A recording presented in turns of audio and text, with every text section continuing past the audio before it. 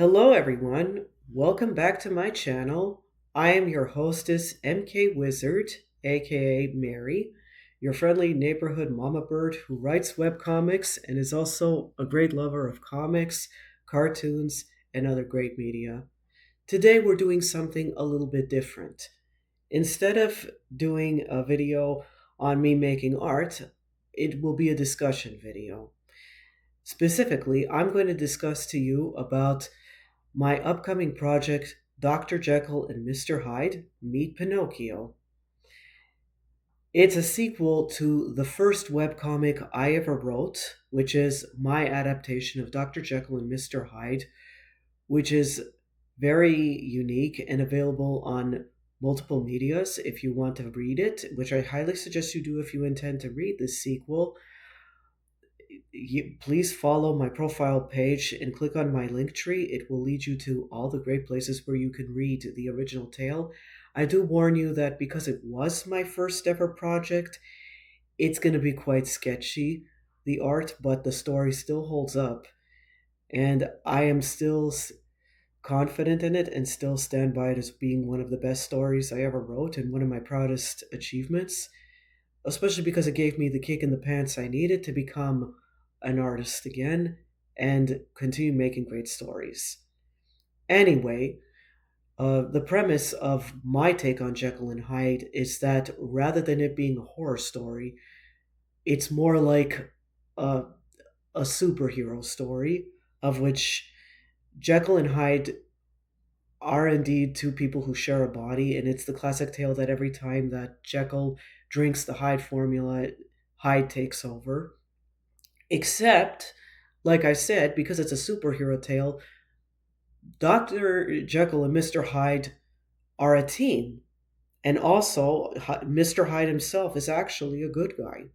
Well, as good as a person like him can be, he's still quite mischievous and he's not above doing small time things like robbery, illegal gambling, vandalism, and just causing a bit of mischief every now and then, but never anything malicious. And even when it comes to those crimes he does commit, he does have a code of ethics. Like, for instance, he will never steal from people who genuinely need what they need. And he believes in never taking more than what you actually need. But I digress. The point is that that's what the original story was all about. Give it a read before you think of reading this story.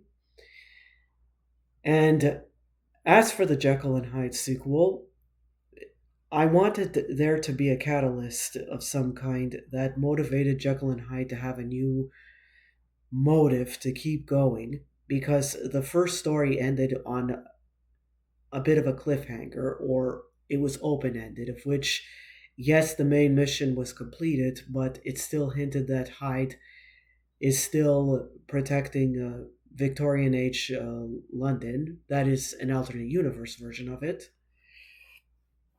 with Jekyll being the guy in the chair, aka his partner.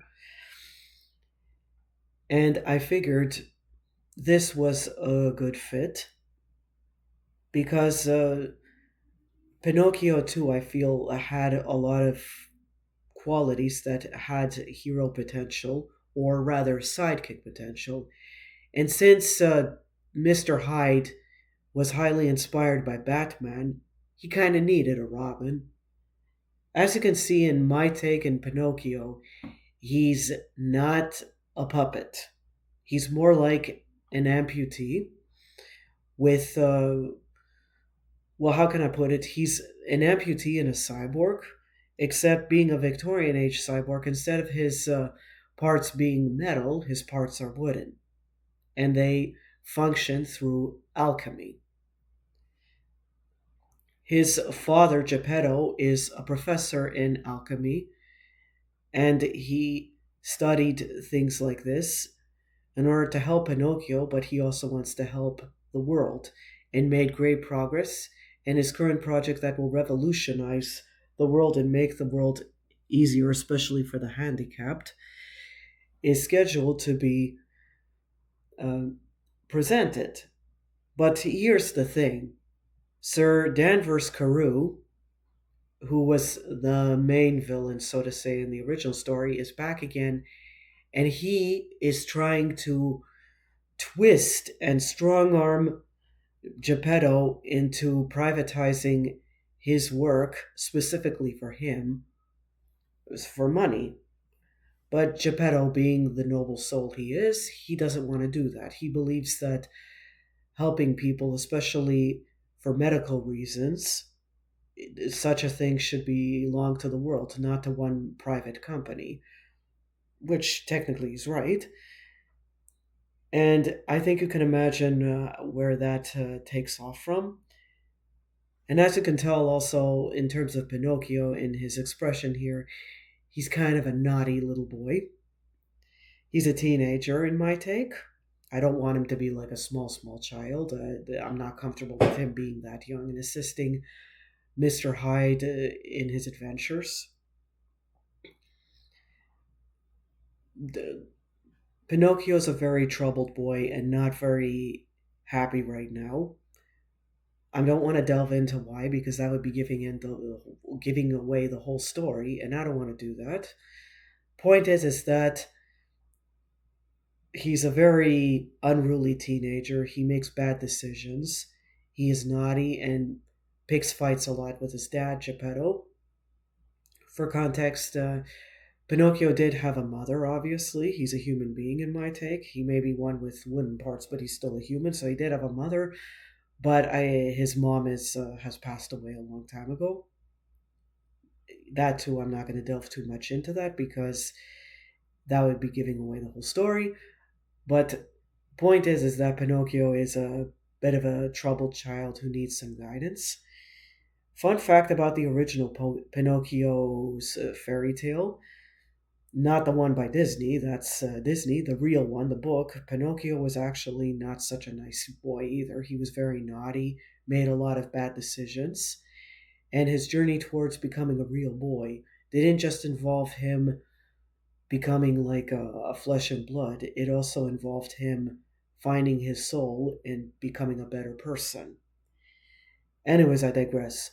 The other subplot of the story is that Jekyll is trying to propose to his sweetheart, Dr. Catherine Weiss, but he seems something always comes up in terms of Murphy's law of messing it up, and he's trying to persist and trying to finally ask her hand in marriage. The other subplot is for Mr. Hyde is that his relationship with Lucy Harris, who owns the lower class bar, the Old Shoe, and runs it proudly, he's facing some relationship troubles with her because she wants the relationship to actually go somewhere. And it actually can't because honestly, she doesn't know the first thing about Hyde, and he's intentionally keeping a lot of things a secret from her, namely the fact that he and Dr. Jekyll are one of the same, sort of. And he doesn't know how she's going to take that. And it's causing a rift between them. So, anyways, that is the synopsis of the story so far. It is halfway done in terms of writing out the manuscript, and it will be finished soon, which is a good thing too, because at the rate I've been drawing out comics and their chapters, I want to have something ready after the project, after Psychoborg. Just to let you know, after Psychoborg, Frankenstein is coming my way. And I'm really excited about that, and so is my husband. He really liked the Frankenstein take I did. But, anyways, more on the Dr. Jekyll and Mr. Hyde story. This sequel was actually also not totally intended because usually I don't do sequels. I usually just write the story, and once I'm done, I move on to the next project. But for some stories, some things still are worth telling. So, anyways, that's it about where I'm at with Dr. Jekyll and Mr. Hyde Meet Pinocchio. And I really hope you guys like it once it's up and running. Although that probably won't be for a while, maybe 2027 or late or even early 2028. But it's happening. So, anyways, that's all for today. Thank you for listening, and I hope I whetted your appetite. Please support my channel and everything I do in terms of art, webcomics, and storytelling through my Ko-fi. You can find the link in my link tree, which you can find on my profile. Every little bit helps, whether it's a one off or you become a full fledged member. And thank you in advance for anything you do for me. You have yourself a great day, and I'll see you next week.